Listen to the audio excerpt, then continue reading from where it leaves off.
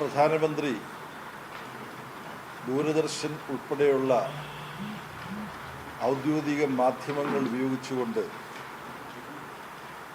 രാഷ്ട്രത്തോട് നടത്തിയ പ്രഭാഷണം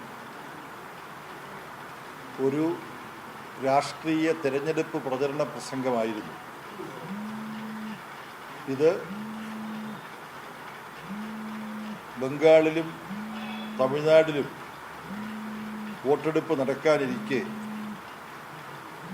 തെരഞ്ഞെടുപ്പ് പെരുമാറ്റച്ചട്ടം ഇപ്പോഴും പ്രാബല്യത്തിൽ തുടരവേ ആ ചട്ടങ്ങളുടെ നഗ്നമായ ഒരു ലംഘനമാണ് പ്രധാനമന്ത്രി നടത്തിയിരിക്കുന്നത്. തെരഞ്ഞെടുപ്പ് സമയത്ത് പ്രധാനമന്ത്രിക്ക് രാഷ്ട്രീയ പ്രചരണം നടത്താം, പ്രതിപക്ഷത്തെ ആക്രമിക്കാം, ബംഗാളിലും തമിഴ്നാട്ടിലുമൊക്കെ പോയി പ്രസംഗിക്കാം.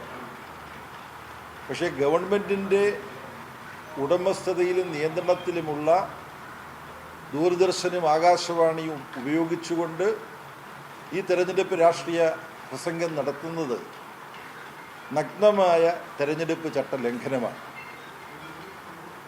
തെരഞ്ഞെടുപ്പ് ചട്ടങ്ങൾ ഇത് സംബന്ധിച്ച് വളരെ വ്യക്തമാണ്. തെരഞ്ഞെടുപ്പ് ചട്ടം MCC model code of conduct, അതിൻ്റെ സെക്ഷൻ 4 അവിടെ നൽകിയിട്ടുള്ള ശീർഷകം പാർട്ടി ഇൻ പവർ, അധികാരത്തിലിരിക്കുന്ന പാർട്ടി പെരുമാറേണ്ടത് സംബന്ധിച്ച വ്യവസ്ഥകളാണ്. ഇപ്രകാരമാണ് ഞാൻ ഉദ്ധരിക്കുന്നു: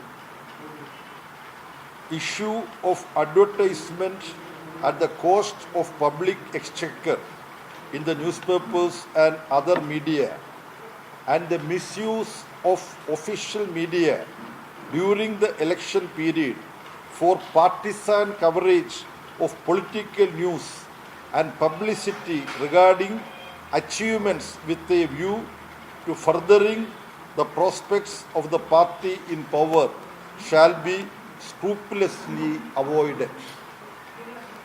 ഭരണത്തിലിരിക്കുന്ന പാർട്ടിക്ക് അനുകൂലമായ പ്രചരണങ്ങൾ ഔദ്യോഗിക മാധ്യമങ്ങളിൽ പരസ്യം കൊടുക്കൽ, പണച്ചെലവ് വരുന്ന വിധത്തിൽ ഗവൺമെൻറ്റിൻ്റെ പണം ഉപയോഗിച്ചുകൊണ്ട് തെരഞ്ഞെടുപ്പ് ചട്ടങ്ങൾ നിലവിൽ വന്നു കഴിഞ്ഞാൽ അത് പാടില്ല. അധികാരത്തിലിരിക്കുന്ന പാർട്ടി ഔദ്യോഗിക മാധ്യമങ്ങൾ ഉപയോഗിച്ചുകൊണ്ട് രാഷ്ട്രീയമായ പ്രചരണം ആ പാർട്ടിക്ക് അനുകൂലമായി നടത്താൻ പാടില്ല.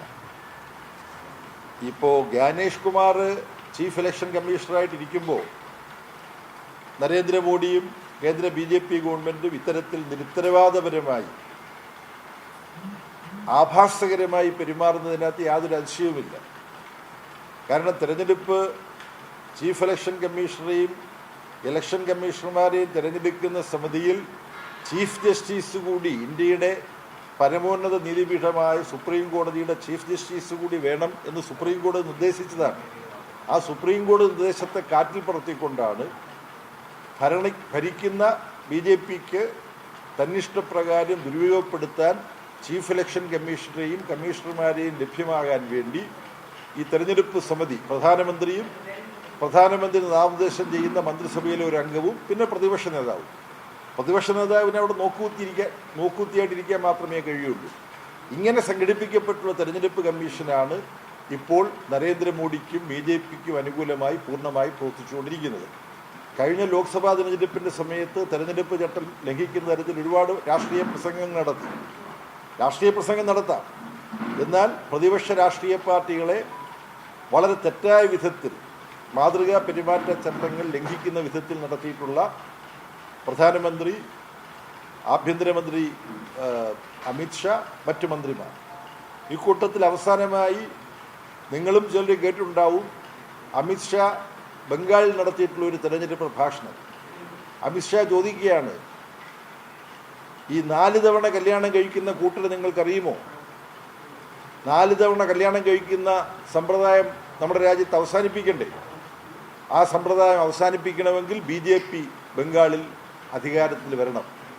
എന്നിട്ട് ഒരു ത്രെറ്റനിങ് വോയിസ് ചോദിക്കുകയാണ്, 4 തവണ കല്യാണം കഴിക്കുന്നവരെ നിങ്ങൾക്ക് അറിഞ്ഞൂടെ ആരാണെന്ന്?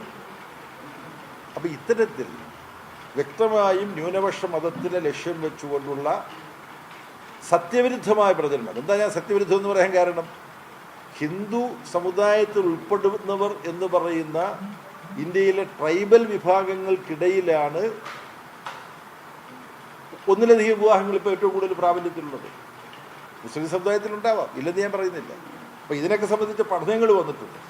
അപ്പോൾ മാതൃകാ പെരുമാറ്റച്ചട്ടങ്ങൾ നഗ്നമായി ലംഘിച്ചുകൊണ്ട് പ്രധാനമന്ത്രി ദൂരദർശനും ഓൾ ഇന്ത്യ റേഡിയോ ഉപയോഗിച്ചുകൊണ്ട് പ്രതിപക്ഷത്തെ തേജോവധം ചെയ്യുന്ന പ്രഭാഷണം, സ്ത്രീ സംവരണ ബില്ലും അതിന് പാർലമെൻറ്റിൽ നരേന്ദ്രമോദിക്കും കൂട്ടർക്കും ദയനീയമായ തിരിച്ചടിയുണ്ടാകുന്ന വിധത്തിലുണ്ടായ തോൽവിയും ഒക്കെ പരാമർശിച്ചുകൊണ്ട് ഇന്ത്യയിലെ സ്ത്രീകൾ പ്രതിപക്ഷത്തോട് ക്ഷമിക്കാൻ പോകുന്നില്ല എന്ന് തുടങ്ങിയുള്ള വ്യക്തമായ രാഷ്ട്രീയ ഉദ്ദേശത്തോടു കൂടിയിട്ടുള്ള പ്രഭാഷണമാണ് പ്രധാനമന്ത്രി ഇന്നലെ നടത്തിയത്.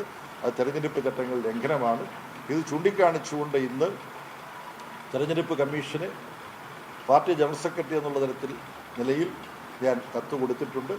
തെരഞ്ഞെടുപ്പ് കമ്മീഷൻ എന്തെങ്കിലും നടപടികൾ, തെരഞ്ഞെടുപ്പ് കമ്മീഷൻ എന്ന് പറയുന്ന പദവിയുടെ ഗൗരവം, ഭരണഘടനാ പദവിയുടെ ഗൗരവം ഉൾക്കൊള്ളാൻ ശ്രീ ജ്ഞാനേഷ് കുമാറിന് കഴിയുമെന്നുണ്ടെങ്കിൽ അദ്ദേഹം നടപടി സ്വീകരിക്കേണ്ടതാണ്. പക്ഷേ ഇതുപോലുള്ള ഒരുപാട് പരാതികൾ മുമ്പ് കൊടുത്തതെല്ലാം അദ്ദേഹം അവഗണിക്കുകയാണ് ചെയ്തിട്ടുള്ളത് എന്നൊരു യാഥാർത്ഥ്യവും നമ്മൾ ഓർമ്മിക്കേണ്ടതുണ്ട്. ഇത് പറയാൻ വേണ്ടിയിട്ടാണ് നിങ്ങളെ ഈ സമയത്ത് വിളിച്ചത്.